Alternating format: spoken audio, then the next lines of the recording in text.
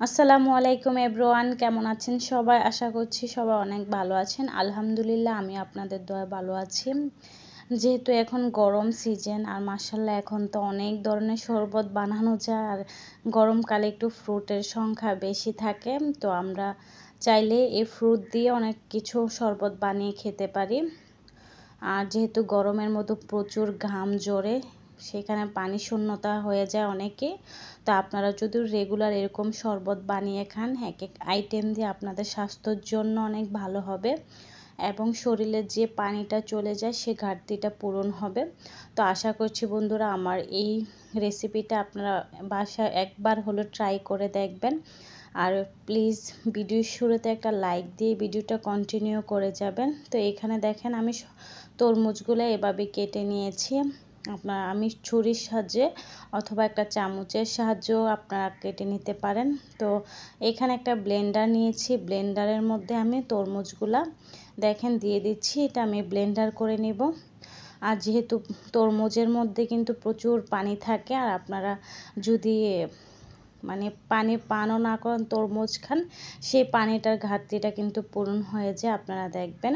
আর যেহেতু তরমুজের মধ্যে একটা ফ্লেভার আসার জন্য আপনারা এই পুদিনা পাতাটাও দিতে পারেন। যারা পুদিনা পাতা পছন্দ করেন না তারা এটা স্কিপ করবেন, না দিলে কোনো সমস্যা নেই, এটা অপশনাল। তো দেখেন এখানে আমি পুদিনা পাতাটা দিয়েছি, আর পুদিনা পাতা কিন্তু অনেক ভালো একটা উপকারী, স্বাস্থ্যের জন্য ভালো। যাদের পেটের গ্যাসের সমস্যা তাদের জন্য কিন্তু খুব উপকারী একটি পাতা। দেখেন এইখানে কিন্তু আমি 4 থেকে 5-6টি পাতা নিয়েছি। তো পাতাগুলো কিন্তু আমি ধুয়ে নিয়েছিলাম। তো এই যে দেখেন এখানে আমি লেবু কেটে নিয়েছি, আর পাকিস্তানের লেবু তো একদম ছোট ছোট, আমাদের বাংলাদেশের লেবুর মতো এত লম্বা টাইপের না, এটা হচ্ছে গোল টাইপের ছোট। তো এখানে দেখেন আমি এই যে লেবু সহ এখন দিয়ে দিব। আমরা যদি বাসায় প্রতিনিয়ত এভাবে শরবত খাই তাহলে কিন্তু আমাদের শরীরটাও ভালো থাকবে, স্বাস্থ্যটাও ভালো হবে এবং কি শরীরটা সবসময় ঠান্ডা থাকবে। তো পানির ঘাটতিটা কিন্তু পূরণ হয়ে যাবে। তো আপনারা সবসময় চেষ্টা করবেন, যেহেতু বাসার মধ্যে চিনি থাকে, বিভিন্ন আইটেম থাকে, লেবু থাকে, পুদিনা পাতা থাকে, আপনারা কিন্তু পুদিনা পাতা দিয়েও শরবত বানিয়ে খেতে পারেন। তো এখন তো কাঁচা আম আসছে, কাঁচা আম দিয়েও আপনারা শরবত বানিয়ে খাবেন।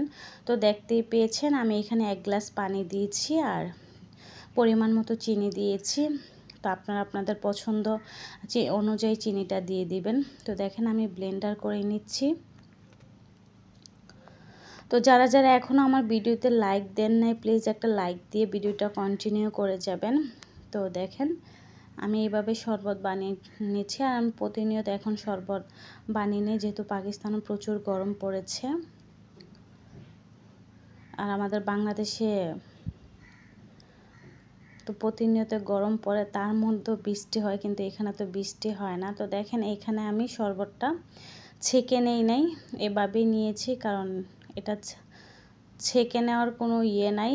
তো আপনারা যদি এভাবে পুরাটা খান তাহলে ভালো হবে স্বাস্থ্যের জন্য। এই যে দেখেন অবশ্যই আপনারা বাসায় একবার হলে ট্রাই করবেন, আর যারা ছেঁকে নিতে চান তারা এটা ছেঁকে নিতে পারেন। তো এই যে দেখেন আমার শরবতটা কেমন হয়েছে, আপনাদের একটা কমেন্টে কিন্তু আমার ভিডিও জাগার উৎসাহ জাগে। প্লিজ আপনাদের এত অনেক আপুরাদের অনেক সুন্দর সুন্দর কমেন্টে কিন্তু আমি প্রতিদিন ভিডিও ছাড়ি। তো আপুরা সবাই নিশ্চয়ই ভালো আছেন। তো এই যে দেখেন আমি এভাবে শরবত তৈরি করেছেন, আমার অনেক আপুরা আছেন, অনেক সাপোর্টার, সবাইকে সাপোর্ট করে। তো অনেক ভাইয়ারও আছেন অনেক সাপোর্টার। তো এই যে, তো সবাই ভালো থাকবেন, সবাই সুস্থ থাকবেন, সবার জন্য দোয়া এবং কি ভালোবাসা রইল। আসসালামু আলাইকুম ওয়া রাহমাতুল্লাহি ওয়া বারাকাতুহু।